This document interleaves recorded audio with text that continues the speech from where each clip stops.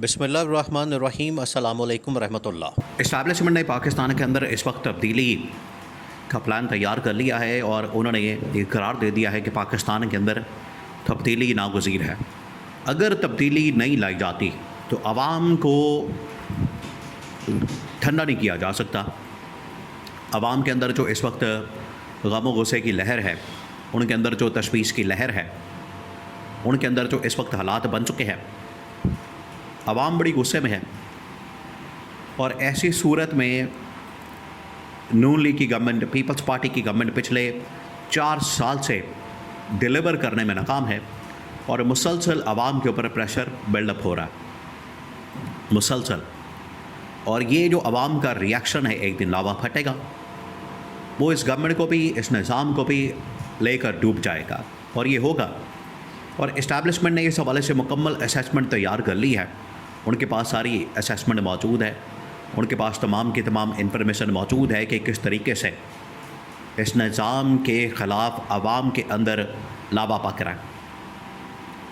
इसी वजह से आप देखें कि नून लीग और पीपल्स पार्टी की आपस में मुलाकातें, पीपल्स पार्टी की पीटीआई से मुलाकातें, पीपल्स पार्टी की मौलाना फजलुर रहमान से मुलाकातें, मुल्क के अंदर इस वक्त मुख्तलिफ किरदार लोगों का आमने सामने आना, सब कुछ शुरू हो चुका है।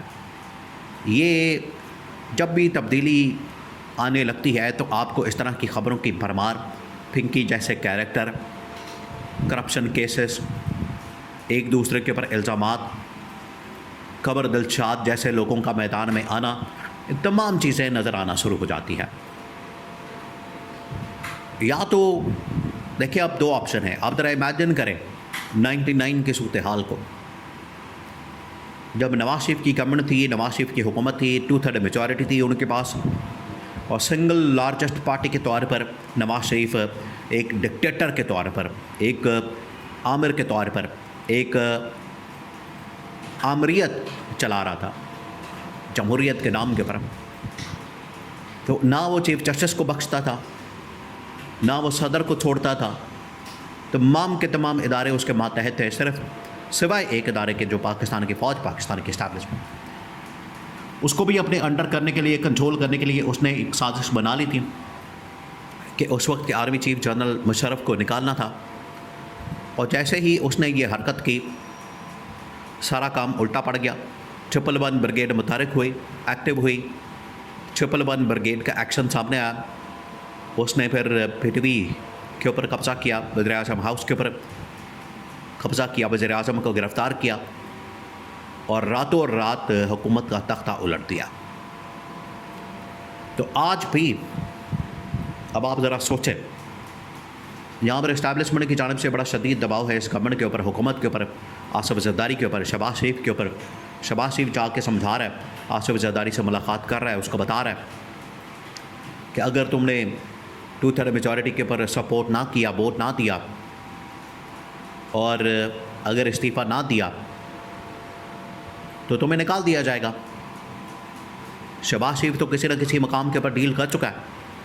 आसिफ ज़रदारी कह रहा है कि मुझे अगर निकाला गया तो मैं तुम्हें नहीं छोड़ूंगा, तुमसे इंतकाम लूँगा, बदला लूँगा, तुम्हें भी निकाल के चाहूँगा, बरतरफ करूँगा, असम्बलियाँ तहलील करूँगा, इमरान खान से इत्तेहाद करूँगा, MKM से इत्तेहाद करूँगा, तहरीक चलाऊँगा, धरना दूँगा, लॉन्ग मार्च करूँगा, ये तमाम चीज़ें। तो बचेगा अगर नवाज शरीफ, ये आसिफ ज़रदारी नहीं तो बचेगा फिर शहबाज शरीफ भी नहीं। ये बिल्कुल बात वाज़ेह है। और अगर ये दोनों आपस में लड़ते हैं, दोनों में से एक जाता है वो दूसरे को लेके जाएगा, उस सूरत में फिर इस्टेब्लिशमेंट एक्टिव होगी, 111 ब्रिगेड एक्टिव होगा, मुतहरिक होगा, इनको पकड़ के जेलों में डाला जाएगा, इनके ऊपर करप्शन केसेस और मुकदमात खोल दिए जाएंगे। फिर वही अंजाम होगा जब 99 के अंदर इनको भागना पड़ा मुल्क छोड़ के, दोनों को। फिर इन दोनों को भागना पड़ेगा। और पहले से ही पॉलिटिकल प्रेडिक्शन मौजूद है।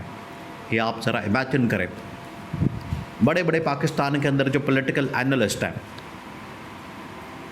वो इस चीज़ के ऊपर बात कर रहे हैं, तमाम बड़े, हामिद मीर, सुहेल वड़ाइच, मुबशर उस्मान, मंसूर अली ख़ान, बड़े बड़े यहाँ पर जो पॉलिटिकल एनालिस्ट, और अब साबिक सेक्रेटरी इलेक्शन कमीशन पाकिस्तान कमर दिलशाद, और इस तरह के बहुत सारे ब्यूरोक्रेट्स अब मैदान के अंदर आएंगे जर्नल साबिक रिटायर मैदान के अंदर आएंगे और वो बताएंगे कि तब्दीली नागुज़ीर है और उसका ये रास्ता है। अगर तो ये प्यार से हट जाएंगे पीछे तो ठीक है, वरना फिर इनको ज़ोर ज़बरदस्ती के ज़रिए से, जिस तरीके से 99 के अंदर इनको निकाला गया, बिल्कुल उसी तरीके से इनको निकाला जाएगा, घर भेजा जाएगा। ये बिल्कुल अब पत्थर पे लकीर है और ये अब इनकी तकदीर में लिखा जा चुका है। अब होगा क्या, इसको आपने समझना है। आसिफ अली ज़रदारी के सामने दो ऑप्शन मौजूद हैं, बिल्कुल उसी तरीके से शहबाज शरीफ के सामने दो ऑप्शन मौजूद हैं और इस्टेब्लिशमेंट के पास भी दो ऑप्शन मौजूद हैं। आसिफ अली ज़रदारी के पास 28वीं तरमीम सपोर्ट करें, वोट करें, वरना इस्तीफ़ा दें। शहबाज शरीफ के सामने दो ऑप्शन, कारकर्दगी दिखाएं, आसिफ अली ज़रदारी को कायल करें और जो आपको कहा जा रहा है वो करें, और कारकर्दगी टॉप प्रायोरिटी है। अगर आप नहीं कर सकते रिज़ाइन करें और घर जाएं। इस्टेब्लिशमेंट के पास जो दो ऑप्शन हैं और उसमें बिल्कुल वाज़ेह है कि अब हमने अपनी मर्ज़ी से निज़ाम चलाना है, अपनी मर्ज़ी के लोगों को लाना है, उनको बिठाना है और आवाम के अंदर अपना एतमाद बहाल करना है। अगर ये हमारे साथ ताउन करेंगे, कोऑपरेट करेंगे तो ठीक है, वेल एंड गुड।